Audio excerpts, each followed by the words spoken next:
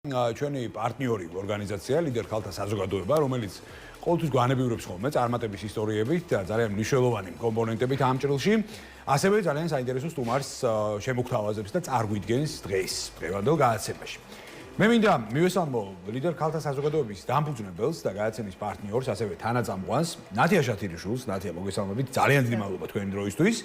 და მოკლედ ესე იგი დღეს გარკვეულწილად კი არა განათლებას შევეხებით, საგანმანათლებლო კერას შევეხებით და ვისაუბრებთ, ესე ვთქვათ, ამ მიმართულებაზე. ძალიან საინტერესო სტუმართან ერთად. ამიტომაც გადმოდივარ სიტყვით თქვენთან და შემდეგ ერთად დავაანონსოთ ჩვენი დღევანდელი გადაცემის სტუმარი.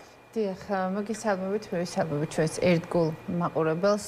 დღეს ჩვენ სტუმრად ყავს ლიდერ ქალთა ორგანიზაციის წევრი ქალბატონი საკმაოდ წარმატებული განათლების სფეროში, წლების მოღვაწე ამ სფეროში, ქალბატონი ვერა ყურულაშვილი. ის არის კერძო სკოლა გენიოსის დამფუძნებელი და დირექტორი და ამ სკოლის წარმატებული წლები მოიცავს ათეულობით ალბათ. ალბათ ქალბატონი ვერა ძალიან მნიშვნელოვანია გვესაუბროს იმ თემებთან დაკავშირებით, თუ რატომ უნდა აირჩიოს მშობელმა კერძო სკოლა გენიოსი და რით განსხვავდება ეს სკოლა სხვა მსგავსი კერძო სკოლებისგან, რატომ უნდა გააკეთოს მშობელმა არჩევანი კერძო სკოლა გენიოსზე. ალბათ დამეთანხმებით, რომ განათლების სფერო ეს არის დღესდღეობით ძალიან მნიშვნელოვანი და ყოველთვის მნიშვნელოვანი იყო განათლება ქვეყანაში. და მშობელი, როდესაც ირჩევს სკოლას და ამ არჩევნის წინაშე დგას, დღესდღეობით ვიცით ჩვენ, რომ საკმაოდ ბევრი კერძო სკოლაა საქართველოში. რატომ უნდა აირჩიოს მშობელმა, ძალიან მნიშვნელოვანია ალბათ კერძო სკოლა და არ გავაკეთოთ არჩევანი საჯარო სკოლებთან დაკავშირებით. აი ამ განსხვავებებთან დაკავშირებით თუ შეიძლება ქალბატონო ვერა? მოგესალმებით, მადლობა თქვენი დროისთვის. დიდი მადლობა მოწვევისთვის, მოგესალმებით თქვენს და მივესალმებით ყველა იმ მაყურებელს, რომელიც დღეს ჩვენ გვიყურებს. ძალიან მნიშვნელოვანია ალბათ ერთი საკითხი განვიხილოთ, როდესაც ვსაუბრობ ზოგად განათლებაზე და კერძო სკოლების როლზე ზოგად განათლებაში. ზოგადი განათლება ალბათ ყველაზე მნიშვნელოვანი არის ნებისმიერი ქვეყნისათვის, რადგან ქვეყნის მომავალს განათლებული ადამიანი ქმნის. აქედან გამომდინარე, სკოლას აქვს ძალიან დიდი მისია. მან უნდა გაზარდოს ქვეყნის მომავალი. და კერძო სკოლას ამ მხრივ ალბათ შეიძლება ჩავთვალოთ უპირატესობა აქვს ის, რომ აქ არის უფრო მცირე რიცხოვანი რაოდენობა მოსწავლეების კლასებში. შესაბამისად, მასწავლებელს შეუძლია უფრო მეტი ყურადღება დაუთმოს თითოეულ მოსწავლეს, იმიტომ რომ ძალიან ხშირად გვესმის საუბარი იმაზე, რომ დოროვის დეფიციტი არსებობს, თუნდაც გაკვეთილზე, ან შემდეგ გაკვეთილების შემდეგ მასწავლებელსა და მოსწავლეს ურთიერთობაში. ეს ერთი. და შემდეგ, რაც ჩემის აზრით ყველაზე მნიშვნელოვანი არის შემდეგი, რომ სკოლა აძლევს მოსწავლეს არა მხოლოდ ზოგად განათლებას, ანუ არა მარტო საგნებს ასწავლის, სკოლა არის ის გარემო, სადაც მოსწავლე უნდა შეიძინოს ძალიან ბევრი სოციალური უნარი. ის უნარები, რომელიც მას გამოადგება ნებისმიერ სფეროში. ის შემდეგ წარმატებული ბიზნესმენი იქნება, წარმატებული რაღაც ხელოსანი იქნება თუ საჯარო მოხელე. აი ამ სოციალურ უნარებს ძალიან დიდი მნიშვნელობა აქვს. ჩვენ ვიცით, რომ ითვლება 21 საუკუნეში ყველაზე მნიშვნელოვანი რამოდენიმე უნარი არის ჩამოთვლილი. ეს არის კომუნიკაციის უნარი, ეს არის ტოლერანტობა, ეს არის ემპათია, მაგრამ ამასთან ერთად ალბათ ძალიან მნიშვნელოვანი არის მრავალმხრივი ინტელექტი. ანუ ის, რაც ბავშვს აინტერესებს, რაც ბავშვმა ყველაზე კარგად შეიძლება გააკეთოს. აი აქ ეს მცირერიცხოვანი კლასები უპირატესობას გვაძლევს მასში, რომ ჩვენ შეგვიძლია თითოეულ მოსწავლეზე გავიდეთ, ანუ გავიგოთ რა არის მოსწავლის ძლიერი მხარე. ნახეთ, როდესაც გვაქვს საუბარი მოსწავლეზე და როდესაც პოტენციურ მშობელს ვესაუბრები, ყოველთვის ვეუბნები ასეთ რაღაცას, რომ ჩვენ შევეცდებით ბავშვმა გაძლიოს სტანდარტი აბსოლუტურად ყველა საგანში. მაგრამ ამასთან ერთად ჩვენ ვცდილობთ გავიგოთ რა არის მოსწავლის ძლიერი მხარე, რომ ამ მხარის გაძლიერებაში დავეხმაროთ. იმიტომ რომ ახლა ალბათ ყველასთვის გასაგებია პირობითად რო ვთქვა თუ ბავშვს არ უყვარს რაღაცა ტექნიკური საგნები რაც არ უნდა ვეცადოთ და რამდენიც არ უნდა ვასწავლოთ მას დამატებით ჩაუტაროთ მეცადინეობები არ მგონია მან მომავალში ტექნიკური საგანი აირჩიოს თავის მოღვაწეობის სფეროთ ხო ბავშვი ირჩევს მოღვაწეობის სფეროთ მომავალში იმას რაც ყველაზე კარგად გამოსდის რაც აინტერესებს და რაშიც აქედან გამომდინარე იცის რომ შემდეგ მიაღწევს გარკვეულ წარმატებას ქალბატონი ვერა არ შემიძლია არ შევეხო ერთ მნიშვნელოვან დეტალს და ვფიქრობ რომ ეს ჩვენი მაყურებლისთვისაც მნიშვნელოვანი საკითხი იქნება დღესდღეობით ყველაზე პრობლემატური საკითხი ეს სკოლის მოსწავლეებში ეს არის უფრო სწორად მშობლების პრობლემა ეს არის დამატებითი რეპეტიტორები რომლებსაც აუცილებლად საჭიროებს დღევანდელი სკოლის მოსწავლეები ჩვენ ჩემი თაობა გავიზარდეთ იმ დროს, როდესაც არ გვყავდა რეპეტიტორები, არ გვყავდა დამატებით საგნებში მასწავლებლები, მხოლოდ სკოლა და სახლი და აქ მაშინაც იყვნენ დაკავებული მშობლები, მაშინაც ვერ იცლიდნენ ჩვენთვის, თუმცა ჩვენ ვისხედით, მეცადინეობდით და ძალიან ბევრი პროცენტი ვაბარებდით უფასოდ სხვადასხვა უნივერსიტეტებში, ხო? დღეს რა გვჭირს? ყველა მეორე თუ ყველა ოჯახი არა სკოლის მოსწავლეს ამზადებს დამატებით თითქმის ყველა საგანში. აი პირადად ჩემი მაგალითიდანაც რო ავიღოთ, ხო? მე 3 სკოლის მოსწავლე ახლა კი ნუ ვაკო აღარ, მაგრამ ვაკომაც გაიარა ეს პერიოდი, როდესაც ის ყველა საგანში იმზადებოდა დამატებით, არ იყვნენ ცუდი მოსწავლეები და ვერ ვიტყვი რომ ისინი ჩამორჩენილები იყვნენ, მაგრამ შეიძლება იყოს ძალიან კარგი მოსწავლე, ძალიან მოტივირებულით, მაგრამ ის სკოლის საათები სამწუხაროდ ამ ბავშვებს არ ყოფნით.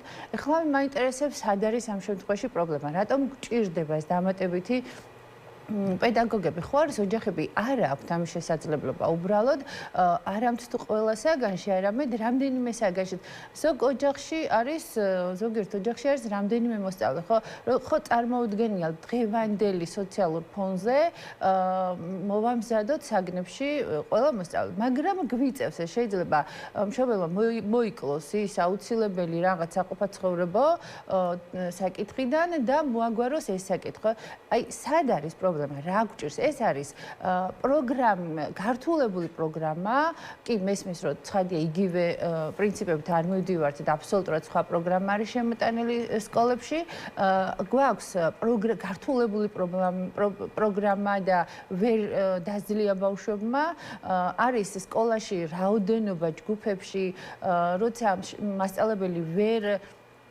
უზრუნველყოფს თითოეულთან მისვლას, დახმარებას, ახსნას, გადმოცემას და ასე შემდეგ, თუ აი სად არის პრობლემა? როგორ ფიქრობთ თქვენ? მე ამ თემებთან დაკავშირებით აუცილებლად დარგის ექსპერტები მინდა რომ მოვიწვიოთ და უფრო ვრცლად ჩავშალოთ ეს თემა, შეიძლება ეს არ იყოს თქვენი თემა, მაგრამ წლების მანძილზე უკვე თქვენ განათლების სფეროში ხართ და საკმაოდ ბევრი იცით და შეიძლება ამ კითხვებთან დაკავშირებითაც ნაწილობრივ მაინც გქონდეთ პასუხები. კი ბატონო. ალბათ მე ვერ გაგცემთ პასუხს, რომელიც სრულად ამოწურავს ამ საკითხს, იმიტომ რომ ძალიან მნიშვნელოვანი საკითხია. აქ ალბათ უნდა მოხდეს გამიჯვნა სკოლების თუნდაც მოსწავლეთა რაოდენობის მიხედვით. იქ როდესაც კლასში არის მოსწავლეთა დიდი რაოდენობა, ყველა მოსწავლე ვერ ახერხებს იმდენად აქტიურად იყოს ჩართული საგაკეთებლო პროცესში, რომ შესაბამისი ცოდნა მიიღოს. ეს ერთი. აქედან ამიტომ სადაც უფრო მცირერიცხოვანი კლასებია, აი მაგალითად ხალ კერძო სკოლაში, მე მაგალითად მშობელს ვეუბნები ასე, რომ თუ ბავშვი ივლის და გააკეთებს იმას, რასაც მას მასწავლებელი უხსნის და აძლევს დავალებას, მას არ დასჭირდება კერძო რეპეტიტორი. და შემიძლია ვთქვა, რომ ახლა თუნდაც შარშანდელი სასწავლო წელი რო ავიღოთ, ჩვენმა ყველა მე-12 კლასელმა ერთი არ აბარებდა, მხოლოდ დანარჩენმა ვინც აბარებდა, დიახ, ვინც აბარებდა, ყველამ ჩააბარა და დიდმა ნაწილმა ძალიან წარმატებულად, ანუ გრანტით მოიპოვეს. ანუ თქვენი, აი ჩაგეკითხები. თქვენ როგორც კერძო სკოლის ხელმძღვანელი, რას მეუბნებით, რომ თქვენი სკოლის მოსწავლეებს დამატებითი რეპეტიტორები არ სჭირდებათ? დამატებითი რეპეტიტორი არ დასჭირდება მოსწავლეს იმ შემთხვევაში, თუ მოსწავლე სისტემატურად დადის სკოლაში და ის ჩართულია იმ პროცესში, რასაც საგაკვეთილო პროცესი ქვია და შემდეგ ანუ თუნდაც საშინაო დავალების შესრულება. ანუ თუ მოსწავლემ გააკეთა ყველაფერი, რასაც აძლევს მასწავლებელი და თვითონ კეთილს ინდისერად მეუდგა მას, რა თქმა უნდა, მას დამატებითი მასწავლებელი არ უნდა დასჭირდეს. უკაცრავად ქალბატონია შეგაწყვეტინეთ, მაგრამ მე მინდა ისევ მოსწავლეთა რაოდენობაზე და მასწავლებელსა და მოსწავლეს შორის ურთიერთობაზე გავაკეთო აქცენტი. ჩვენ ვიცით, რომ ჩვენ ყველანი ერთმანეთსაგან განსხვავდებით, ყველას გვაქვს რაღაც სხვადასხვა უნარი აღქმის, ყურადღების კონცენტრაციის სხვადასხვა უნარი. ანუ აქ ყველაზე მნიშვნელოვანია ეს რა იცით, მასწავლებელს ჰქონდეს საშუალება თითოეულ მოსწავლეს დაუთმოს გარკვეული დრო. იმიტომ რომ არის მოსწავლეები, რომლებიც უფრო კარგად სწავლობენ თუნდაც ჰუმანიტარულ საგნებს და უფრო ნაკლები დრო სჭირდებათ ამისთვის და ტექნიკურ საგნებში ცოტა უფრო უჭირს და აი აქ მშობელიც და მასწავლებელიც ალბათ ერთად უნდა დაფიქრდეს იმაზე, რა მეთოდი უნდა გამოვიყენოთ, რა ხერხებით უნდა ვასწავლოთ ამბავს, რომ ეს პრობლემა იყოს დაძლეული. ჩვენთვის ცნობილია, რომ პედაგოგები მუდმივად კვალიფიკაციის ასამაღლებელ ტრეინინგებს გადიან, გამოცდებს გადიან და ასე შემდეგ. ეს არის მე მგონი უწყვეტი მუდმივი პროცესი, როდესაც სკოლის პედაგოგი გადის აი ამ კვალიფიკაციის ასამაღლებელ ტრეინინგებს, გამოცდებს და ასე შემდეგ. მე მგონი დაუსრულებლად და შემდეგ რა მაინტერესებს, ნახეთ, რამდენად გვაქვს კვალიფიკაციური კადრი უკვე ფუფუნება, არა მარტო პედაგოგიური კუთხის მიმართულებით და ისიც აღსანიშნავია მე მგონი რომ ძალიან ცოტა რაოდენობა აბარებს და ირჩევს ამ პროფესიას, ხო? ეს ვფიქრობ რომ მართლაც აღსანიშნავი ფაქტია, რომ სიმწირე გვაქვს კადრის ამ მიმართულებით სტუდენტების უпростоრად ჩარიცხვის, მაგრამ შემდეგ ხომ არ დგას ნებისმიერი მიმართულებით რომ კადრის პრობლემა აქვს ქვეყანაში, ამაზეც არ ვდაობთ. ხომ არ გვაქვს კვალიფიციური კადრის პრობლემა? პედაგოგიურის მიმართულებით კი მით უმეტეს ზოგიერთი საგანი რომ ავიღოთ, ეს არის უფრო ასეთი ტექნიკური საგნები, ეგრეთ წოდებული ფიზიკა, ქიმია, ბიოლოგია, შეიძლება ზოგიერთ შემთხვევაში მათემატიკაც. ახალგაზრდებს არ აქვთ ძალიან დიდი სურვილი პედაგოგიურ მოღვაწეობაში ჩართვის ამ მიმართულებით და აქედან გამომდინარე, რა თქმა უნდა, ყველგან არ არის კვალიფიციური კადრები ამ საგნებში. რაც მას იწვევს აქაც ანაზღაურებაზეა საუბარი, ანაზღაურებაზე საუბარი ცოტა რთულია, იმიტომ რომ საჯარო და კერძო სექტორში ანაზღაურება ერთმანეთისგან განსხვავდება.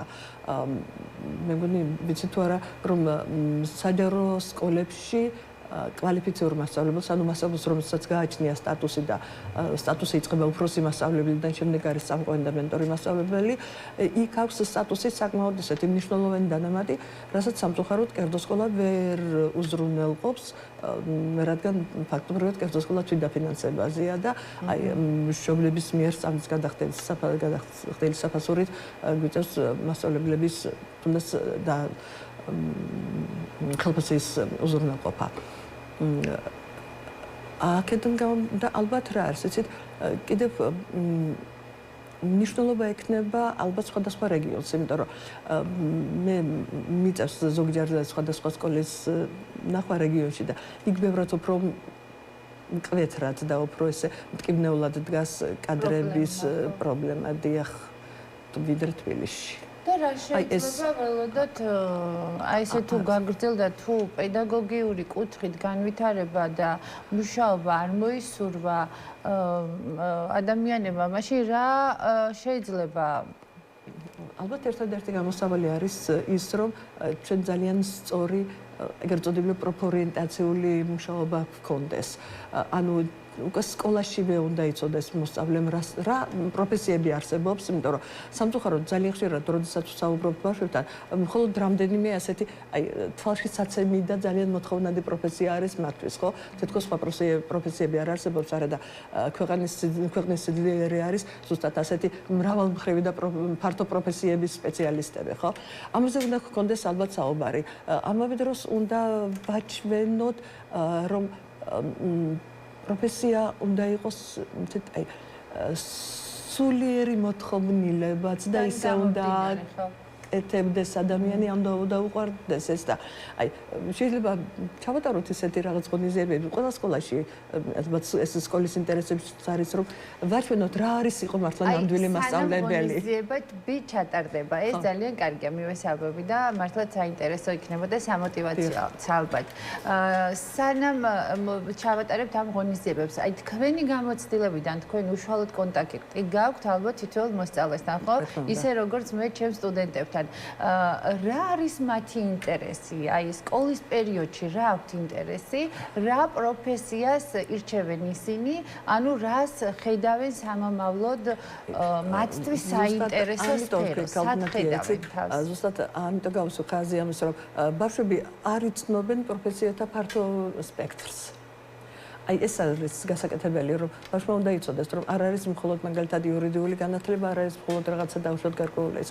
არის ძალიან ბევრი რამ და აქ ძალიან მნიშვნელოვანია გავაგებინოთ როგორც მოსწავლეებს ასევე მშობლებს რომ ადამიანი წარმატებული შეიძლება იყოს რაღაც გარკვეული უმაღლესი განათლების გარეშეც აქ თუ შემიძლია ხო საზოგადო ის განათლება რასაც სკოლა აძლევს ყველაზე მნიშვნელოვანი ზოგადი განათლება არის აუცილებელი უდაოდ ანუ ადამიანმა უნდა ისწავლოს ყველა ის საგანი, რასაც ასწავლის სკოლა, ელემენტარულად მხოლოდ თუნდაც იმისთვის მაინც რომ მას შეეძლოს კრიტიკული აზროვნება, მას შეეძლოს აი თავისი ცოდნის გამოყენება, იმიტომ რომ აი ცოდნასთან ერთად, თეორიულ ცოდნასთან ერთად ამ უნარებსაც უვითარებს სკოლას მოსწავლე ყველა გაკვეთილზე.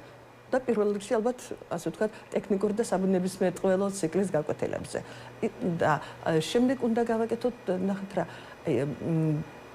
ბაჩვენოთ ბავშვს რომ არის ძალიან ბევრი საინტერესო რამ ამ ქვეყანაში აქ ძალიან საინტერესოა ჩემთვის ასეთი თეორია მრავალმხრივი ინტელექტის თეორია ქვია გარდნერის თეორია რომელიც გვეუბნება რომ არ არსებობს უნიჭო ბავშვი ყველას აქვს რაღაც ნიჭი შეიძლება ერთი იყოს მომავალი რა ვიცი ახლა მათემატიკოსი ან მომავალი მუსიკოსი ან თუნდაც მომავალი არ ვიცი ახლა აი მანქანის შემკეთებელი ძალიან კარგი ხო იმიტომ რომ ესაც ვიცით რომ ხანდახან ძალიან კარგი მანქანის შემკეთებელთან რიგებით დგას და წინას არ უწევს ადამიანს ჩაწერვა რომ მაინდა მეცებას არ მოხდეს ანუ არ ნიშნავს კარგი მანქანის შემკეთებელმა არ იცოდეს თავისი ქვეყნის ისტორია არ ნიშნავს გაუნათლებელ ადამიანს ზუსტად ამასობა არავითარ შემთხვევაში არ ნიშნავს ეს რომ ის გაუნათლებელ ადამიანს პირიქით შეიძლება ზოგიერთ შემთხვევაში უფრო მეტად განათლებული იყოს იმიტომ რომ სკოლა აძლევს საშუალებას აი გაიგოს საფუძვლები აბსოლუტურად ყველა მეცნიერების იცოდეს მათ შორის თავისი ქვეყნის და მსოფლიოს ისტორია